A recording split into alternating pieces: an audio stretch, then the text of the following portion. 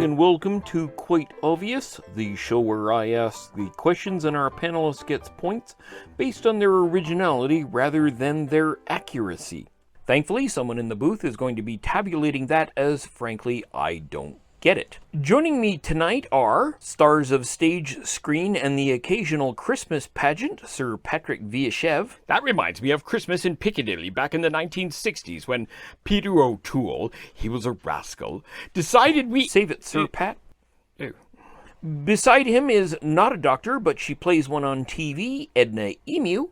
Oh, hello, dumplings! You may know our third panelist as Rabbi Murray. In our Interfaith with Murray segment, we know him as a groundhog who'll prognosticate everything except the weather, Murray the Groundhog. Look, for the bazillionth time, I'm not a rabbi. I don't know where everyone is getting that idea from, Meshuggah.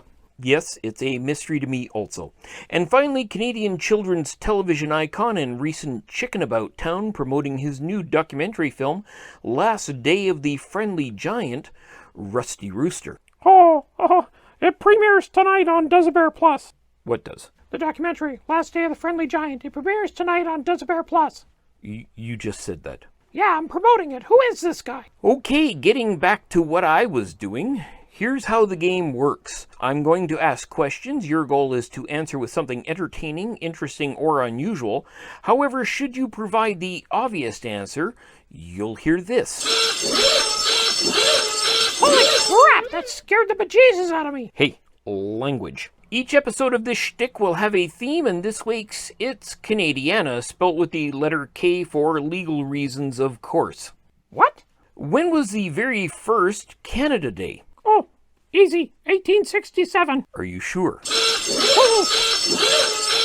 Oh my god, first, second. 1868! Can we dial back the volume on that thing a bit? Figures. But Canada didn't exist before 1867, so it has to be around that time. Are you sure? Well, don't look at me. I was in England when all of this was happening. Hold on. Before it was a country, it was two provinces, Upper Canada and Lower Canada. Now known as Ontario and Quebec. I'm going to say the first Canada Day was sometime in the early 1840s. And Murray's on the board with 10 points. Yes, indeed. On this day in 1840, the province of Canada was created by the Act of Union, meaning July 23rd was the actual first Canada Day, because it was the first day of the first Canada. That's just wordplay. That's quite obvious. Moving on, what man-made space object has the longest continual use? In space? Yes. Well, that's easy. It has to be the International Space Station. Come on!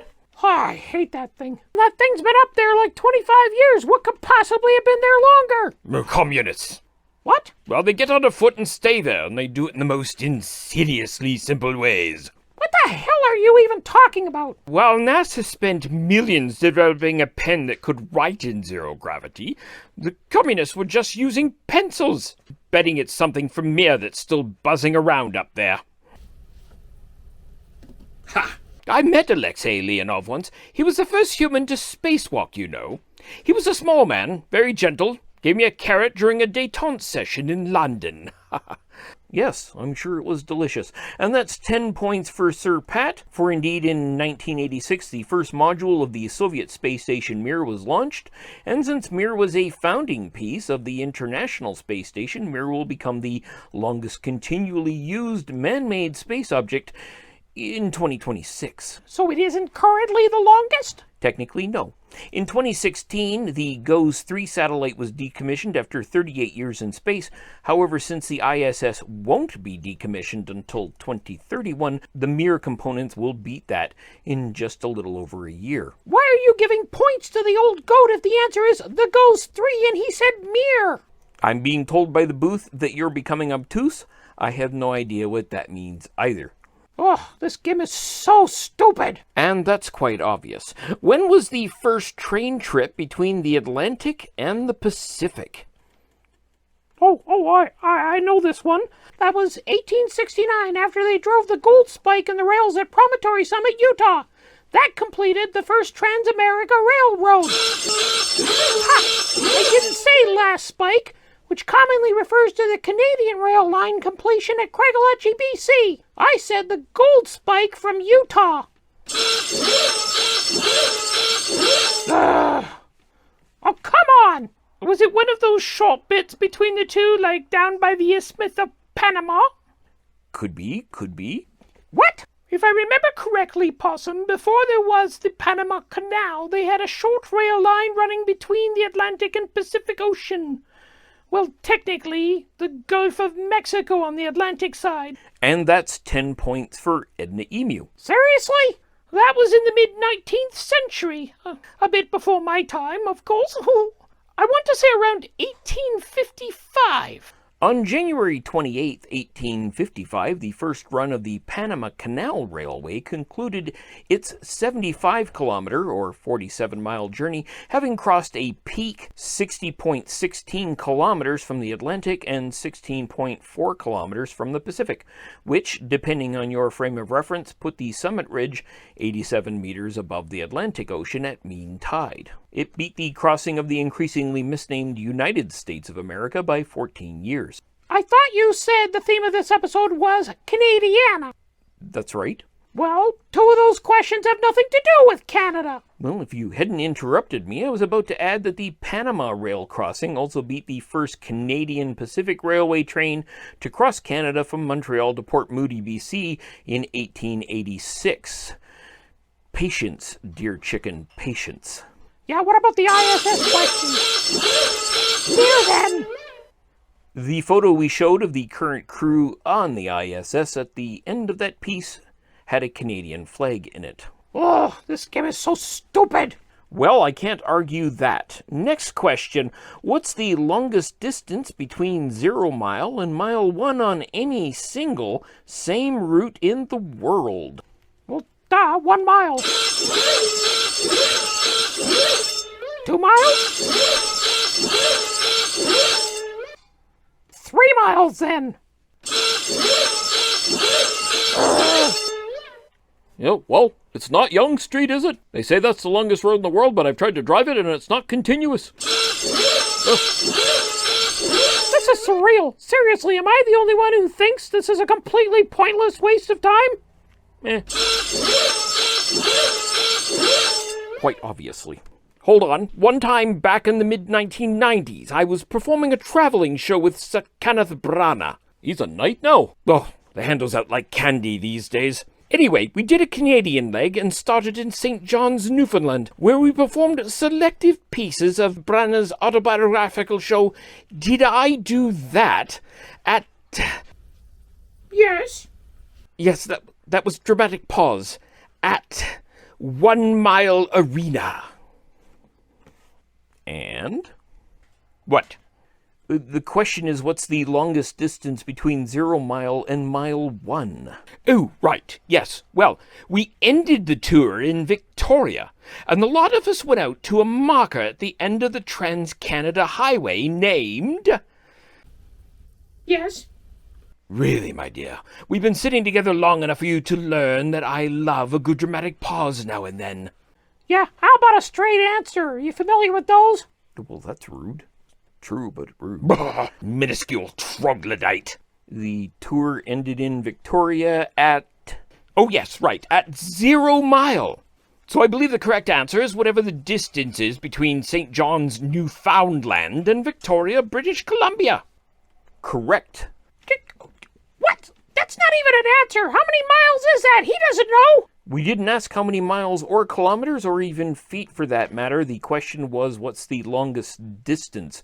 You really should start paying attention. I don't believe this. The main route of the Trans-Canada Highway spans 7,821 kilometers or 4,860 miles across the country, from 0 mile in Victoria, BC, to mile 1 in St. John's, Newfoundland.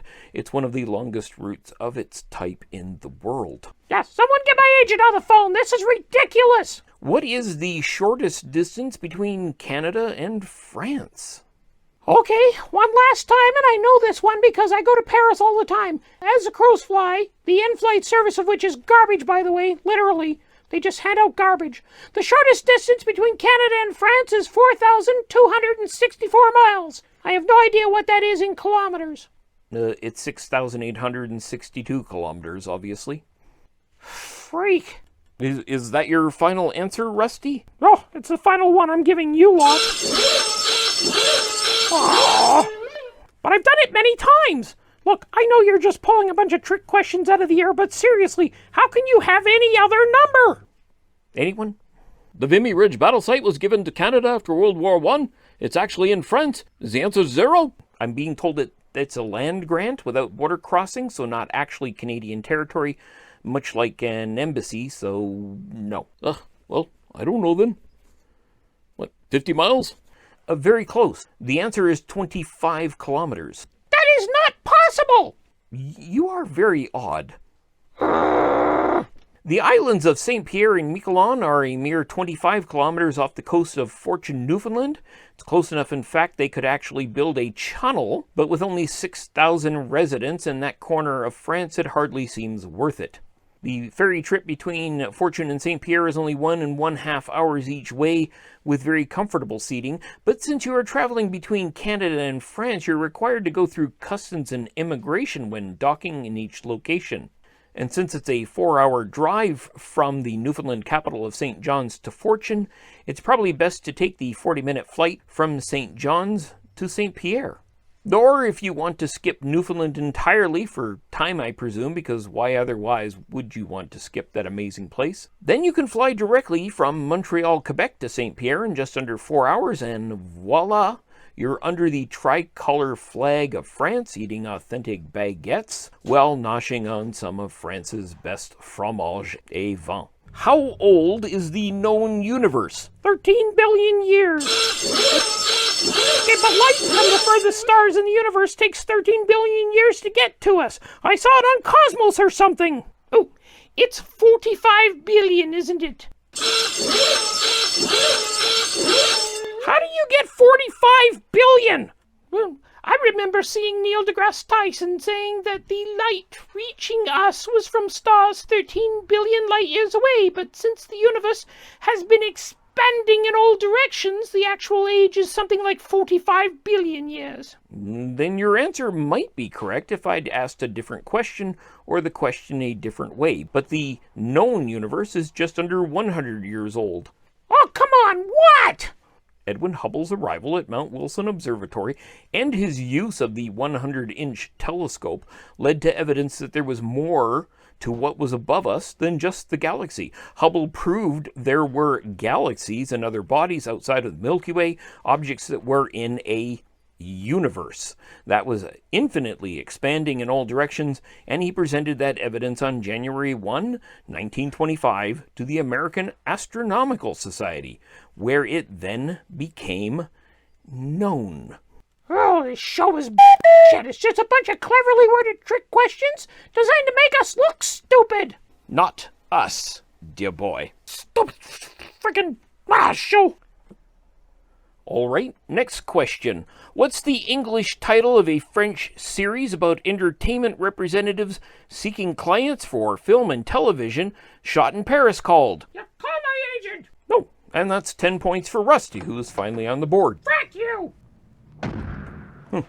Jeez, what a hothead. Oh, he's a bit touchy, isn't he? And people had the nerve to call me a prima donna. Huh.